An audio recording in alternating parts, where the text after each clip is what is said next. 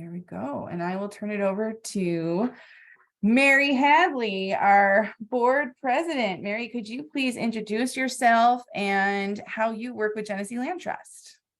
Thank you so much, Elliot. It's great to see everybody. Thank you. And I hope we'll get more folks who have the opportunity to listen to learn about Lorna and the Land Trust. I'm really excited to be here and be part of this incredible organization.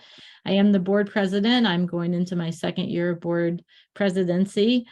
And I'm a Greece resident. Been in Greece for, 40 years, I think, something like that.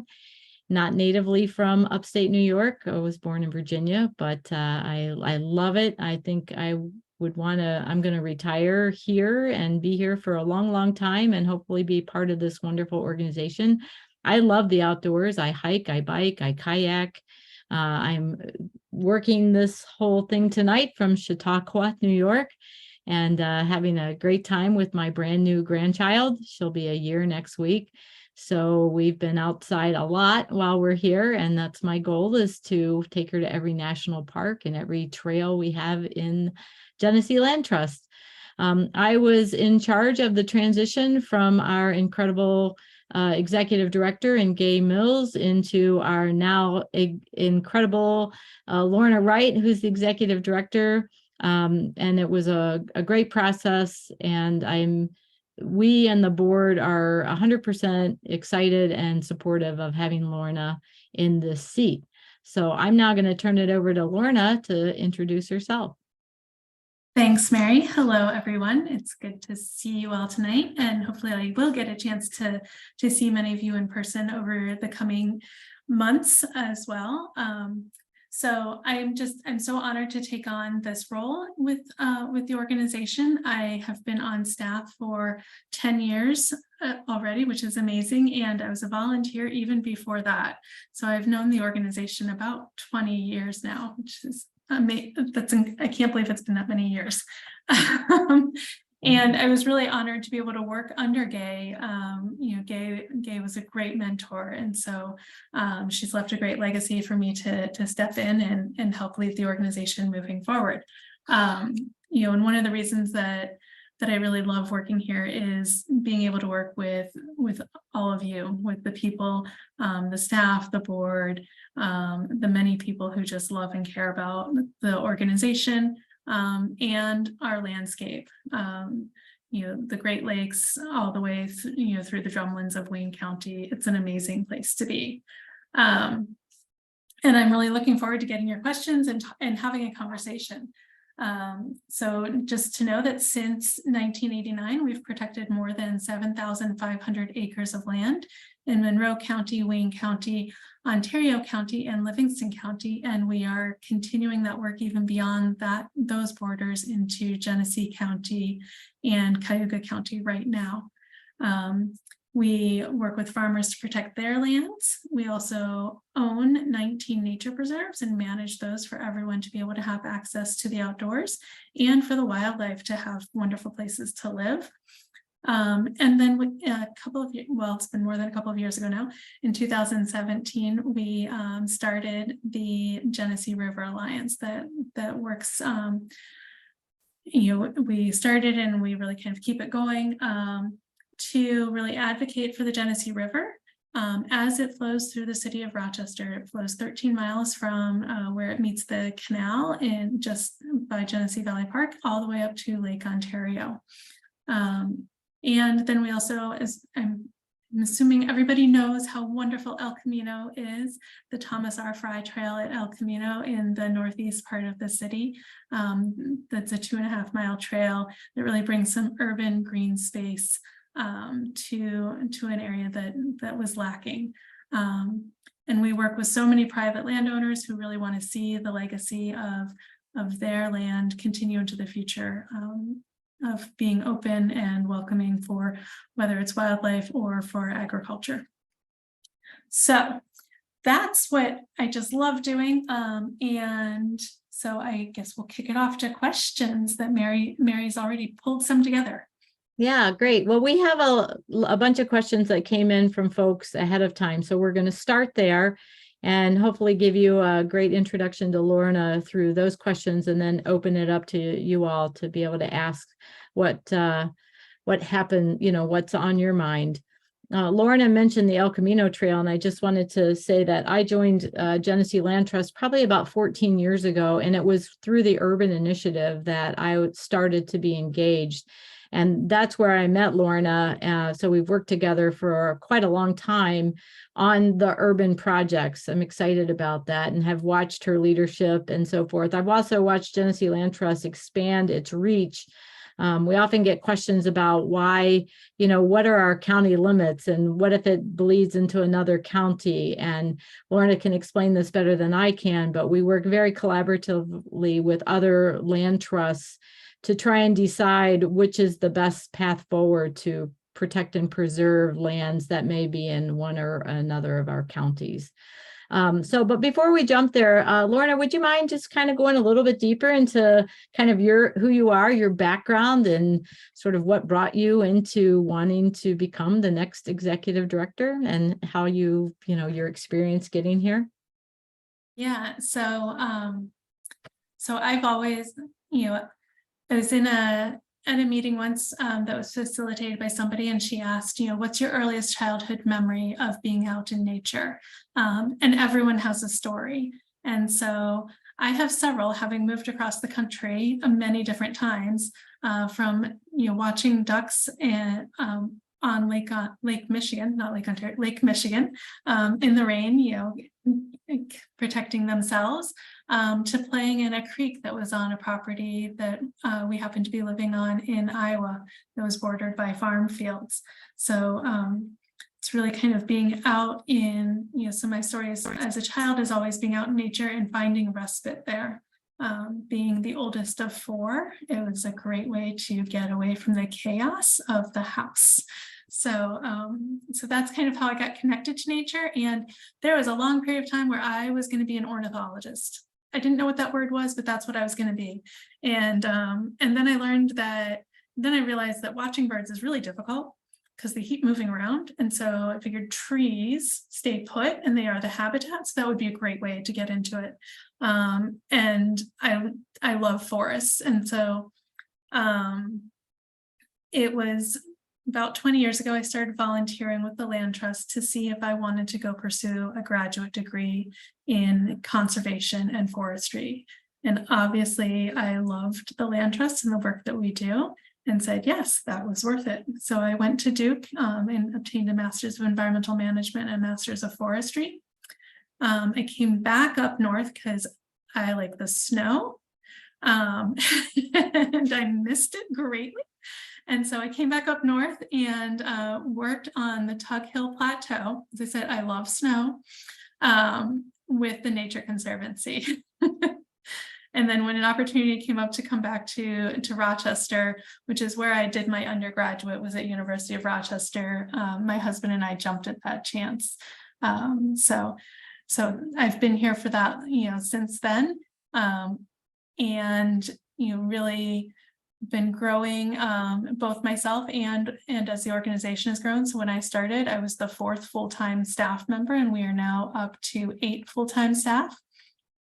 And so, as Gay was retiring, constantly having the conversations with her about, whether or not my taking on that role was the right thing for both me and the organization, and coming to the conclusion that yes, for both of those questions, that was the way to go. So I'm excited to be here and to be doing this, and to carry on Gay's legacy in a way that moves the organization continually forward.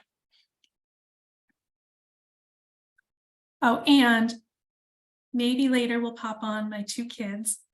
They were excited about seeing me in a video.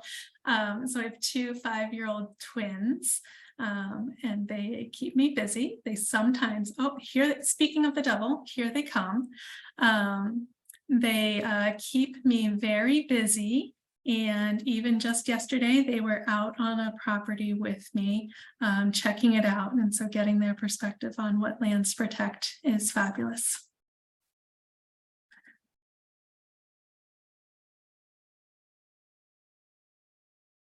Hi, Lop. Do you want to put the kids off mute so they can say hi? Lorna was just bragging about these cuties. Hello. Yeah, where's Zoe? Where'd she go? Up too low. She's got to pop up higher. Oh, there she is. Oh. Hi, guys. Ooh. Okay, we're gonna put, It's not my second birthday. I Yeah. don't remember who gave me this. so we're gonna put you guys back on mute. Mhm. Because otherwise you'll just keep Can't talk. jabbering. They will. All right. Thank you, guys. It's so that you just can't talk. Okay. You can talk. They won't hear you. Oh, it's not muted yet, Lop. I can mute them. Okay. Mhm. Because they're gonna talk about work stuff. There But you can. we go. So yeah, and they love fishing. So Nick helped them learn to fish a little bit last year. So so Mary, what else do you want to know? Or what Well, else does everyone else want to know? Well, let's start a little bit with, I'll let everybody know, we did do a national search for Lorna's position. And it took almost a year. We did a very thoughtful process with an external recruiter to put together what we called a professional profile, which was a very intensive look into what we wanted out of the next executive director, everything from programmatic to staff leadership to our diversity, equity, and inclusion goals, to their experience, whether it be in nature or in some sort of other leadership capacity. We went through that whole process, and it was probably around, I don't know, March or April of this year, where Lorna originally had not been part of the search process, having decided that she wanted to see what possibilities there were for external candidates. And then throughout their process of being an executive, an acting director, which Lorna can talk a little bit more about, and also seeing the candidates that we were interviewing, I think Lorna had an aha moment that said, you know, I can do this job. I love this work. I really want to do this work. And of course, we were thrilled as a search committee. We didn't stop there. We pushed Lorna through all of the same paces that we did with all of the other candidates. And ultimately, in a very unanimous way, selected Lorna. You know, there's so many reasons. She's a very thoughtful and patient leader. The work that we do, as some of you may know, is really complicated. I mean, when you put a conservation easement on property, when you try and get farmland grants, when you work with the state, as many of you know, there are all kinds of incredible sort of things that you have to work around. And we are an accredited organization, which is even harder. There's a higher hurdle to be an accredited land trust. And nobody knows that better than Lorna. So we might have been over time able to find somebody who knew all that stuff, but Lorna had it all. She has the knowledge, she has the skills. The staff love her, the board loves her, so she could hit the ground running with all that experience that she has. And through the years as a deputy executive director with GAY, Lorna was really groomed for this role from the get-go. So it's been a very natural transition, which is why we're so excited to have her. So wanted to share that with you all. And so I think, you know, we want to introduce Lorna to you and have her share a little bit about her thoughts, maybe starting with what the priorities of the organization would be for the next couple of years. Yeah, so we're gonna, as always, we continue protecting more and more land. We're at 7,500 acres, and we're not stopping there. But really, as we continue to protect more land, our focus is on climate change and trying to do what we can with local land conservation to address climate change.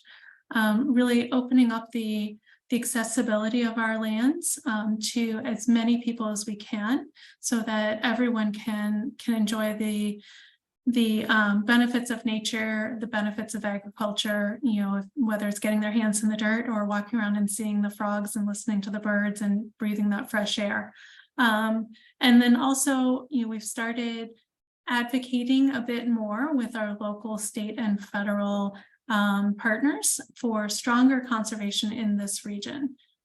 So there are always new bills coming and passing and trying to make sure that we understand how those are impacting our area in particular, and trying to make the funding flow this way too.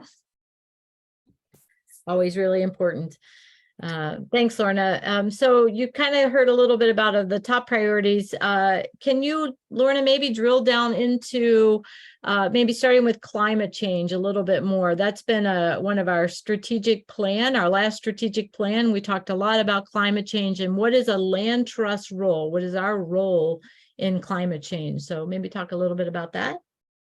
Yeah, so there's been a statistic out there that up to 30% of the solution to climate change is nature-based solutions.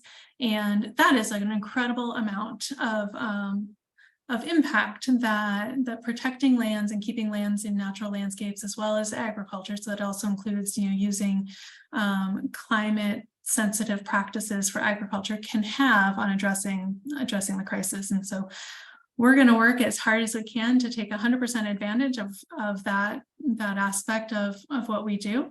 And so the way that we think about that is through what lands are we protecting that are relatively resilient to climate change, so that wildlife have places to move as their current habitats are getting too warm. But also really looking at where are places that particularly help to offset the impacts that we are seeing. So I don't know if anybody else was driving through that downpour yesterday and seeing the flooding of roads that are not normally flooded. It was just very interesting. And so one of the aspects of natural places that can help with that kind of problem is, wetlands they're a sponge. They absorb all the extra water. They give it a place to go that is not our basements and not our roads. And so that's, so trying to protect our wetlands, which we have an abundance of in upstate New York in this region, trying to make sure that they're not getting filled in and then putting Marketplace Mall on top of one. Those kinds of things, so really trying to do that. They're also really critical to ensuring that the diversity of wildlife we have that is obviously part of our overall ecosystem are viable, because so many species of wildlife depend on wetlands, whether it's the deer, the salamanders, the frogs, birds, because there's so many insects that really depend on wetlands. All of those are really important. And we're also looking at grasslands as really important, and the wooded areas in particular, but also the shrublands along Lake Ontario. Those are incredibly important for migratory birds to be able to have a spot to stop before they fly over Lake Ontario. But they're also really incredibly important for keeping the water quality of Lake Ontario clean, which is our drinking water. And as the temperature rises, water absorbs more pollutants. And so having more ways to take those pollutants out of the water before we start drinking it is really incredibly important. So that's, there's a lot that we're doing that impacts climate change in the positive way, trying to reduce the carbon and the resulting challenges that we're seeing. I get asked all the time, what's one particular project example, and up on Lake Ontario, our Island Cottage Woods Preserve, which we've owned for a very long time now. A couple of years ago, we were putting in new tree plantings in the understory, and that was to have the preserve be ready for when the emerald ash borer hit that property, because 80% of the canopy was ash trees. And so knowing that those ash trees are coming down, knowing that if we didn't do plantings, we would see invasive shrubs come up as the next dominant plant, and that those are not as they're not as nutritious for the birds that rely on that place. And so that's one of the projects that we did, looking at how's climate change impacting our area and what can we do in advance. And then as soon as we planted those new trees, we had record lake levels. And somebody was like, well, aren't you worried? And it's like, no, that's what it's there for. It's there to absorb that water. So we've been, so it's been a great project, and we'll be doing more and more of that as we continue forward with our land protection and land management. That's I a just wanna great chime in. We actually just did a big tree planting project at Cornwall Preserve and planted more than 3,000 trees there as well, as part of a wetland restoration and shoreline protection project. So we don't always plant trees, but we do like to do it when we need to. Yeah, I was just going to say the same thing. I was out there planting trees and had some friends out there as well. It was a great experience. And I think we did that in partnership with another organization as part of our wetland and invasive species cleanup. So great example. Thanks for that, Lorna. Another priority area you mentioned was diversity, equity, inclusion, and justice. And we've, as an organization, we've spent a lot of time wrestling also with what is our role on that. So if you could talk a little bit, what does that mean to you, Lorna, as a leader, and what do you envision the organization doing down the road with that, or continuing on with? Yeah, so we really, as an organization, I will say, we started work on diversity, equity, inclusion, and justice at least in the year 2000, if not earlier, when we started work on developing El Camino into a trail, because it was an old abandoned railroad. That being said, the work doesn't end there. That was, Gay's leadership really got us kicked off and started on that. And we've been doing quite a bit ever since. And so really understanding that for us as an organization, one, that nature is really there for everyone benefits from it, but also we need everyone to care for it. It's twofold. It goes both ways. And part of that is looking at the fact that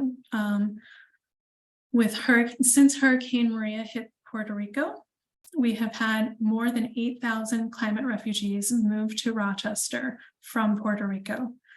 So that's a huge amount of people who are used to being surrounded by nature. And if they're moving into the city of Rochester, there's not as much. It's still there, but it's not as easily found. Or people aren't connected to it, I would say, probably more directly. And so really trying to make sure that people have the benefits of clean air and clean water for their own health, but also that the wildlife have clean air, clean water, and places to live. And it takes having a diverse group of supporters, a diverse group of people working for the Land Trust, as well as on the board, really providing different insights and different perspectives to make sure that we will be around forever to take care of the places that we promise to protect forever. And so that's where it's really, really important. And so, we also know that in New York, 98% of land is owned by white people. And so trying to address that inequality of access is something that don't have an answer to, but it's something that we know we need to work to address so that there can be equal opportunity. And so we've started with really partnering with many different organizations. Ibero-American Development Corporation and Ibero-American Action League have been long-term partners with us, working in the El Camino neighborhood, but also really there's the proposed state park at High Falls, which is a very exciting project.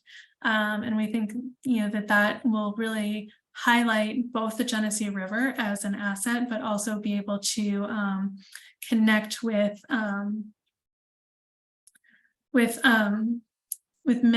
many other people and provide more opportunities for people to connect to the river, which we often overlook. And so we're engaging specifically with the neighborhoods that are next to the river. as we're working with state parks to develop the plans. And then Kevin has been really, he's such a fabulous person to have on staff. He's really been focusing on, or he's been leading us in making our nature preserves more accessible, widening the trails, so they're more accessible, installing parking lots. Amazingly, most of our preserves didn't have parking lots, which means that it's really hard for somebody to get onto our preserves if they don't know where to park their car. So he's really been leading that effort, and we are partnering with Rochester Accessible Adventures this year to do an audit of our preserves to understand what are the barriers for people, for different people to be able to access our preserves, and hopefully identifying a few things that we can do to improve that accessibility. So that's kind of where we're going with that right now.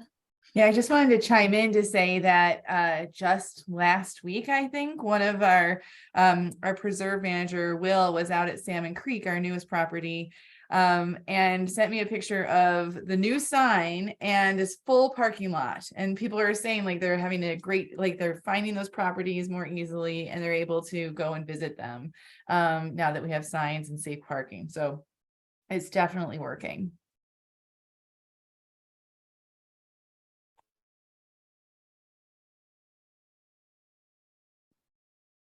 It's really great and exciting. And I know we've also talked about restrooms. You know, sometimes it's hard to go all the way out to places like Cornwall and want to, you know, walk through the extensive grounds of wetlands and forest and, you know, lakeshore and not have a bathroom around. So we talk about that. How do we get people from the city transportation wise? So there are lots of things I think that we, at least from a board, we've talked about, and in our committees, how do we make things more accessible, as well as with Indigenous people, since the land really originally wasn't any of ours. So we're spending some time trying to understand that and what we should be doing to appreciate and honor that. So much more, as Lorna said, we've got a lot of work to do here. And we are very excited about that. I think Genesee Land Trust as an organization has gotten some very positive words from communities that have been underrepresented in the past, as well as recognition from the state around the work that we're doing. So we feel like we're on the right path, but we also appreciate that there is so much more that we have to do, and we're excited to do it. Lorna, I think you talked about advocacy as another priority. So can you share with us what that means to you? Yeah, so we have been engaging in advocacy at a very low level over many years, predominantly around the Environmental Protection Fund, which is the New York State pot of money for you know, many things, including the state parks. And also farmland protection funding. So that's again at New York State level, trying to ensure that funds continue to flow in order to protect farms and continue to protect lands, natural habitat lands. So we'll continue doing that work, but also as you may remember, in November, New York State residents, or voters, I should say, did vote to approve a $4 billion Environmental Bond Act. And those funds, while there are many different pots for where it's all going to go, you know, there is a good amount of that funding that is dedicated towards farmland protection, towards green infrastructure, which can take on many different meanings, for protecting open spaces and natural lands, for improving trails, trail accessibility, for people to be able to get around not in a car if they don't want to. So there's a lot of different ways for us to be able to advocate that those funds, at least some of those funds, come to the Rochester region, to Monroe County, to Wayne County, you know, and so really trying to be present in those discussions as best as possible.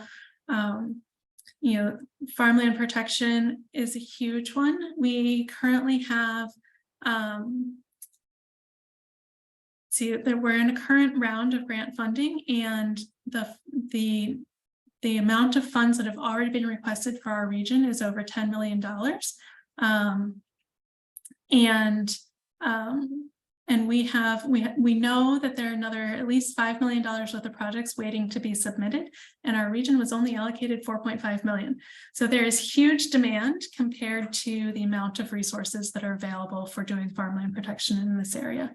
So trying to advocate for that, but also really trying to pay attention to federal legislation, things like the Farm Bill, you know, things like the I'm going to get the name of the bills wrong. I'm terrible at this part. The Infrastructure Act that was recently passed, you know, where are those funds going and how are they being distributed? So trying to pay attention to not just the bills though, but also what's the rulemaking that goes behind them in terms of, you know, making sure that whether land trusts are eligible to apply, maybe it's individual farms are able to apply or other individual groups are able to apply, but trying to make sure that it's not just going to large agencies, so it can actually hit the ground.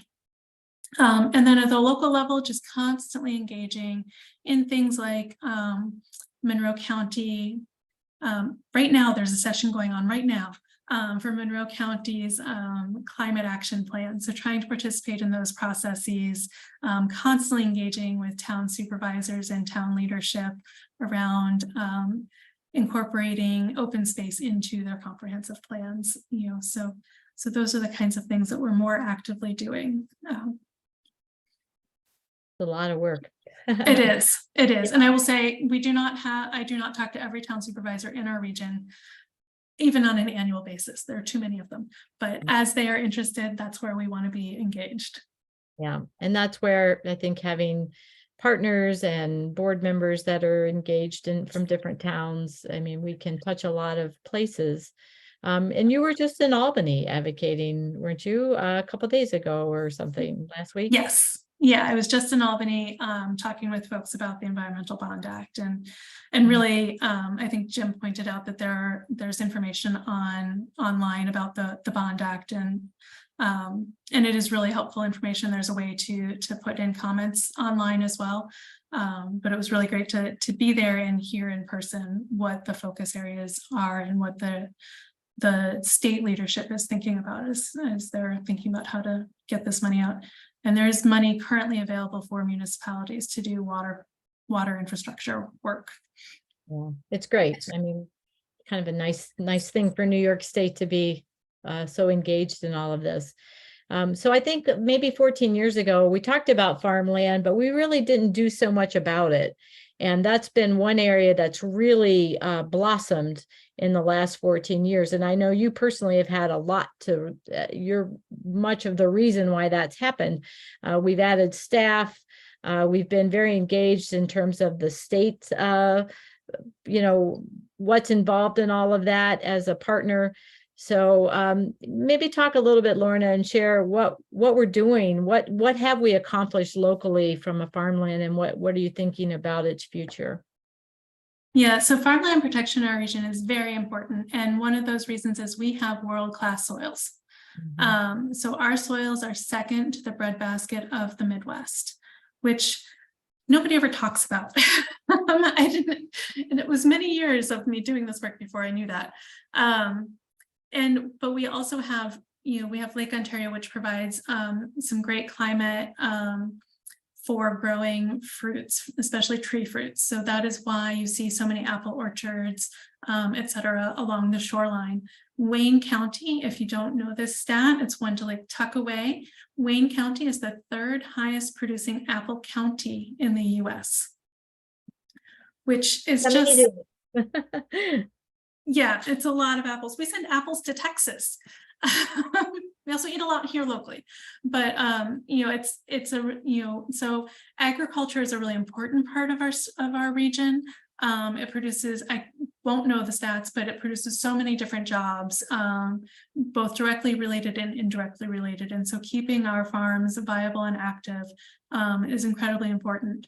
And so, and I will say that, while yes, I've been the one writing the grants and moving the projects through to fruition until recently, it's really the farmers themselves who spread the word and engage each other in actually thinking about conservation of their farms and their legacy for the next generation. And so right now we have 10 farmland protection projects that we're actively working on. We just this year have protected 800, 900 acres of farmland. And so we have 10 active projects moving forward that will protect another several thousand acres of farmland across our region. Amanda Grice has really taken the reins of that and is moving it forward fantastically. And I think Elliot mentioned at the very beginning, before some people were on, that we have an orchard jamboree coming up August 12th, Saturday, August 12th, from 5 to 7:30 p.m. There'll be live music. It's really a celebration of protecting GNS orchards in the town of Walworth. And GNS orchards is 200 acres of beautiful orchards, as the name suggests, and vegetables. They provide they're a really great community resource. The number of people when I go to pick up food there that I see that I know, it's like, oh, you come here too, okay. So definitely come out and join us if you can. It'll be a fun day, but also know that if you can't, we'll have more celebrations moving forward because there'll be more and more farms that we're protecting. So farmland it's a really incredible part of what we do. And it's really taken off, but a lot of that's due to farmers being happy with how it goes and talking to each other. Yeah, thanks for sharing that. For me personally, not being native to this region, it has been exciting to learn about the quality of our soils and why it's so important that we preserve them for future farmers and food and all of that. So thanks for that. All right, it's time to kind of move it to your questions. But before we do that, maybe as an introduction and a bridge into that, Lorna, how can people get involved with the Land Trust and help all the various initiatives that we're working on? Yeah, so there's the clear and the very easy way, or the thing that I would not be doing my job if I didn't say, is to donate. It takes resources to be able to do this, but that's making a contribution is one way. Sharing with other people that about the Land Trust, whether it is in talking with them or on social media, sharing the posts that we put up, or sharing the e-news that comes out and talks about what we're currently doing. All of those are great ways to spread the word. While we do a lot with many different people, there are still many people who have no idea that we exist. So it's a great way to get the word out. And we also do have quite a number of volunteer opportunities. If you're somebody who likes to get outside and plant trees, well, we don't plant trees every year. We do have other types of really physical hands-on things to help take care of our preserves. On many of our properties, we have preserve stewards who help keep an eye on things, and whether they actively take care of challenges that come up in the moment, or they call someone like Nick and say, hey, there's a tree across the trail, somebody needs to come take care of that. Those are really important volunteers, but also constantly cleaning up trash. No matter where you are, there's trash. So cleaning that up, and otherwise taking care of trails and doing, we also put on events throughout the year. So volunteering to help with those is always a great asset too. So I think Jim had a question earlier about the 30 by 30 challenge. So both at the state level and at the federal level, there have been goals set to protect 30% of land and water by 2030. Is that your question, Jim? Is how are we moving that forward? Well, the question's more refined than that, but it's what a land trust role is in that effort. And knowing some of the history of it, there was some resistance to privately owned lands counting in the 30%. And I'm wondering if you have any updates. And there was supposed to be a committee to discuss strategies. Has that been formed? Yeah, so I don't know if there's been a committee formed. I do know that privately protected lands are, at least at New York State level, are counted in that 30 by 30 goal. Are you sure? I'm pretty sure, because otherwise New York's not going to get there. Oh, they aren't going to. Absolutely. No, that's the problem. And some of the former leaders, particularly in the assembly, did not want to count private lands, and particularly did not want to count private lands with easements. And land trusts are great easement vehicles. Anyway, I sidetracked for the crowd, but that's that was what was behind that question, and just looking for updates on that. So I'm pretty confident that that private lands do count towards that for New York State. I don't know federally, because even, otherwise we're not going to get there, quite frankly. Exactly. Yeah. Yeah. And in this region, including, and this is a very rough estimate, including like county park, state lands, and privately protected lands, through a land trust, we're at about 5%, which is not very much. So we have a lot of work to do. And so definitely every bit of property that we can help protect, whether it's big or small, is part of trying to reach that. We have not set it as a goal for ourselves to try to reach 30% of the region to be protected, because that also does not feel achievable. You're right. Well, and the number statewide, I believe, as I put in the chat, is 19%. Yeah, that sounds about right. I've heard something along those lines. The Adirondacks is a huge part of that. So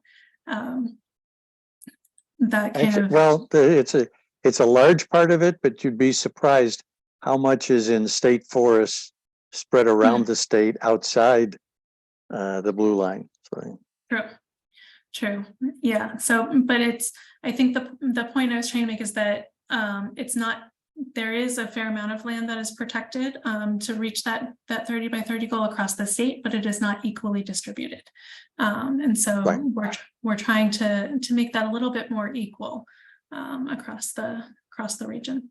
Well, and as you're advocating, consider, and one of your great vehicles are CEs, making sure that most CEs can count, ones that aren't terminable, that have a length to them, some standards, but right now I think that's up for grabs.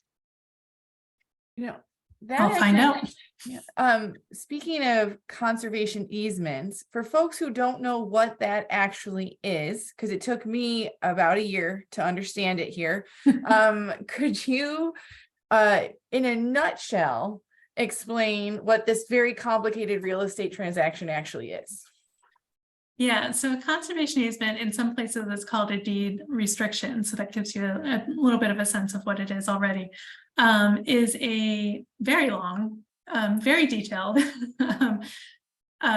document. It's a document, but it's a restriction on somebody's property that is privately owned, that details what types of structures can and cannot be built upon the property, where they can or cannot be built upon the property, and it really defines what the purpose of that restriction is for.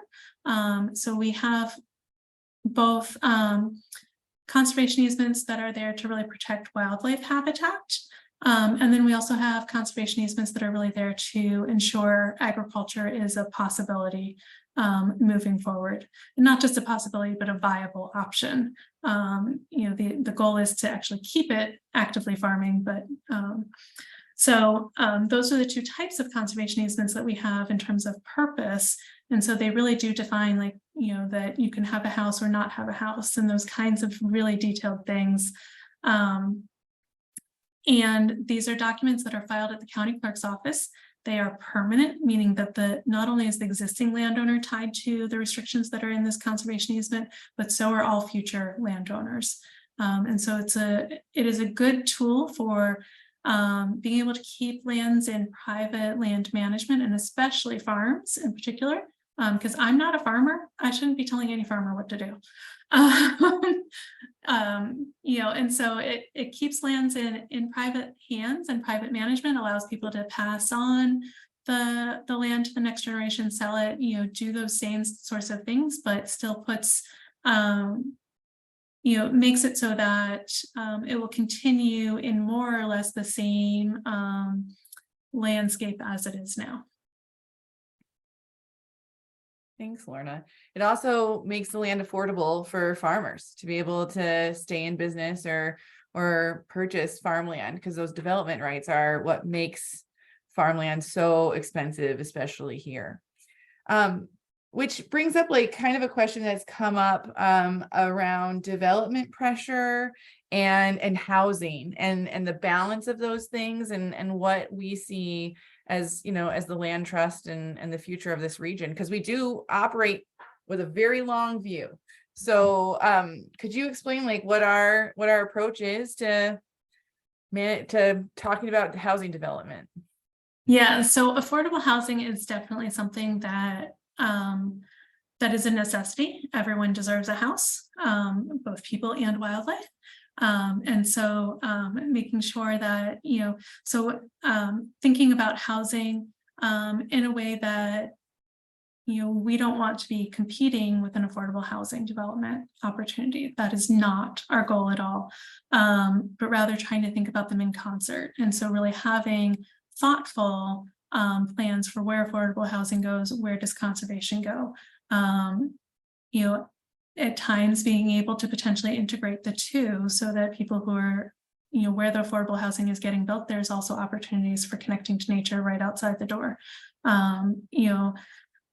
This did happen on El Camino Trail in the El Camino neighborhood, where there was a former furniture factory that's been converted into affordable housing apartments, and it's right on El Camino Trail.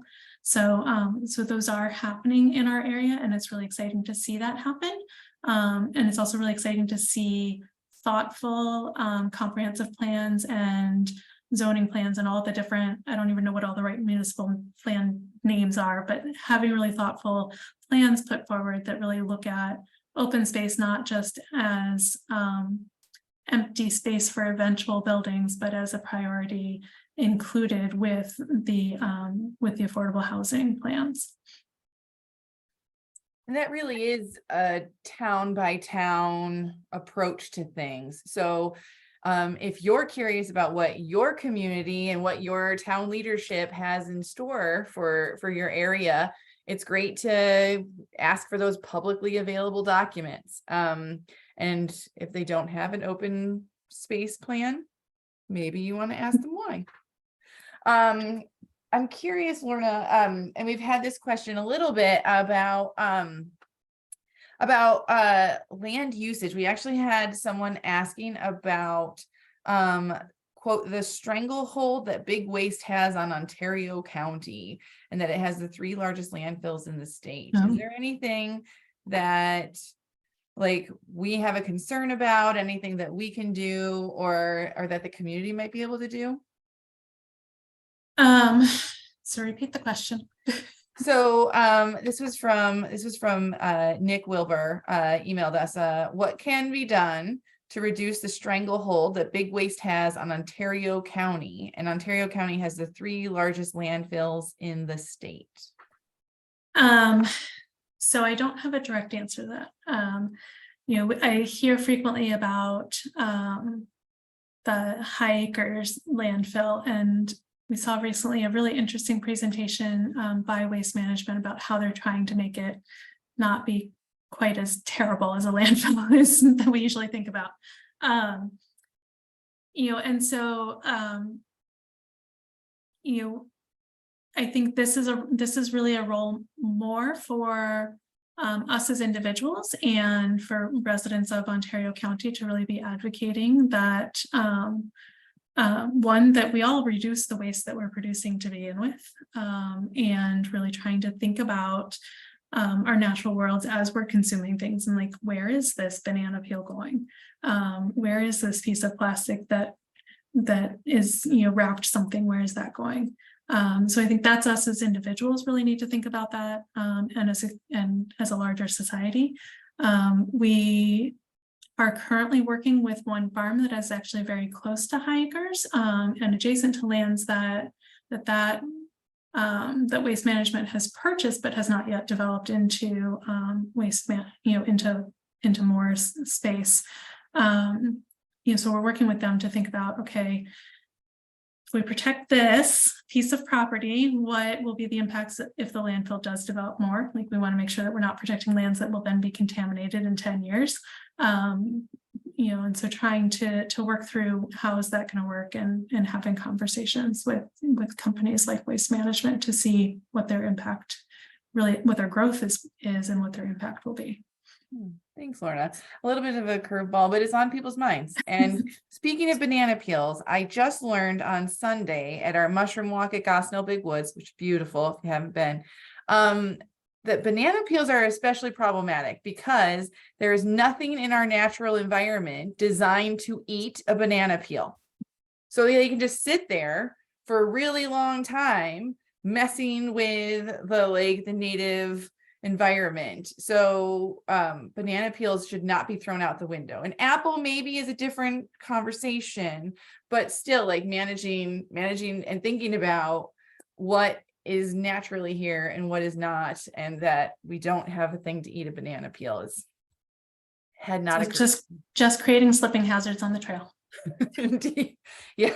Well, please, if you're on the trail, leave no trace. Keep your dogs on a leash, pick up their poop, and don't pick things unless it's a little kid exploring a wildflower, because that's great. We want them to love wildflowers.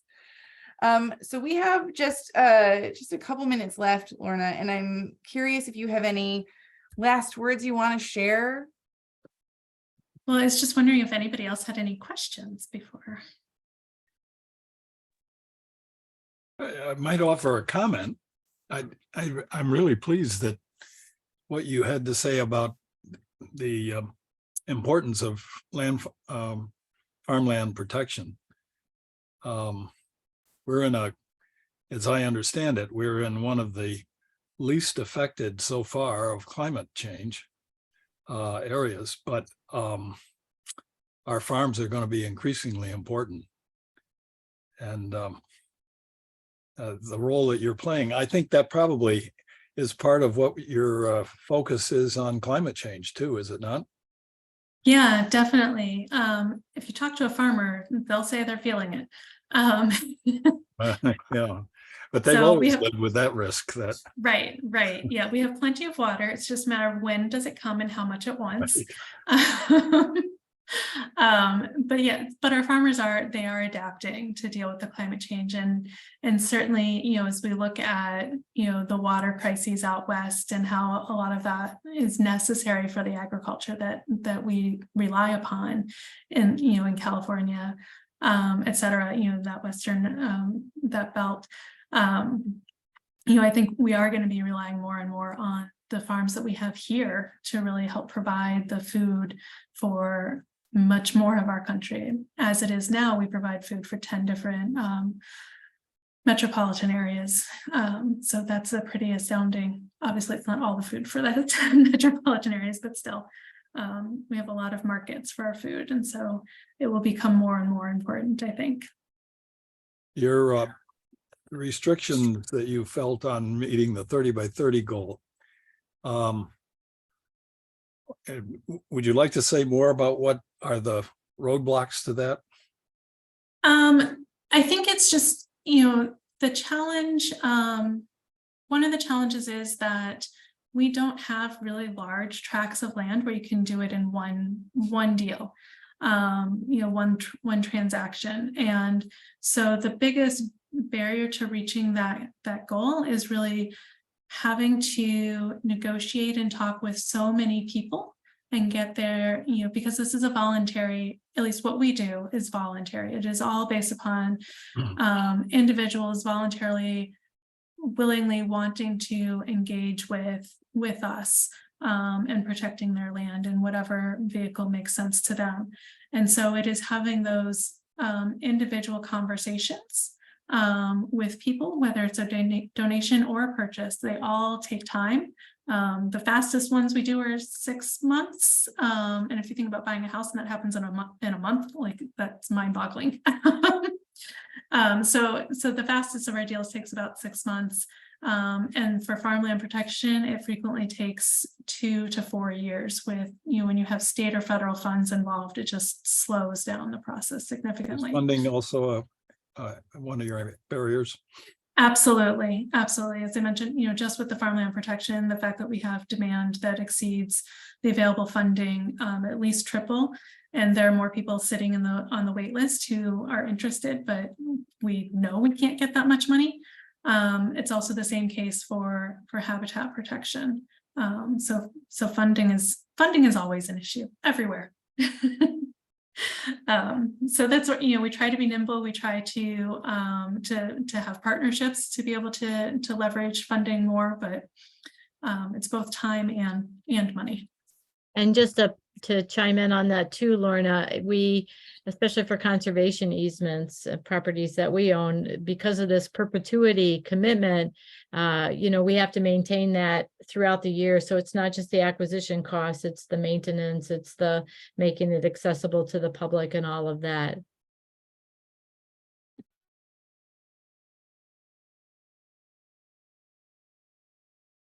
Thank you. I just wanted to check in. Marilyn, we see that you joined. Thank you. Did you have any questions for Lorna? We're getting to wrap up, but if you have something, I'm sure she would love to answer.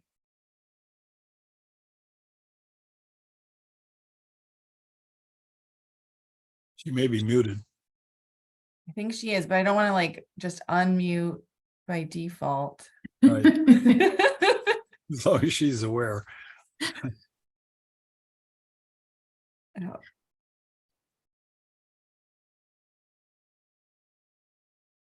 Hi, Marilyn. Do you have any questions for Lorna?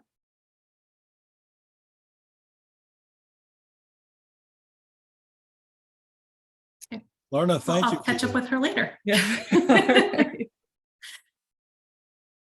Yeah, and really, if anybody ever wants to sit and chat with me, I'm happy to do so, or walk and chat with me. I'm also happy to get out in the field and go for a walk at anywhere, really. So happy to do so, and I look forward to getting to see more and more of you as time progresses. Thank you so much, Great. everyone, for your time. Thank you, Lorna, for taking an hour from those cute kiddos to do this with us. Just a reminder that the Orchard Jamboree is August 12th from 5 to 7:30 at GNS Orchards, and that's at 825 Atlantic Ave in Walworth. Lorna and I think the kiddos are going to be there as well. We'll have contra dancing and live music, Nerf battles, wagon rides, and you pick blueberries. So hope you can be there. And with that, thank you so much. And I hope everyone has a great night. And Thank you. And thank you, Mary, also for your leadership. Thank you. Appreciate that. Thank you, everyone. It was enlightening. Thanks for Thank joining you. us, Judy. We Sounds like a great appreciate it. organization. I'm looking forward to. Thanks, Judy. Thank you.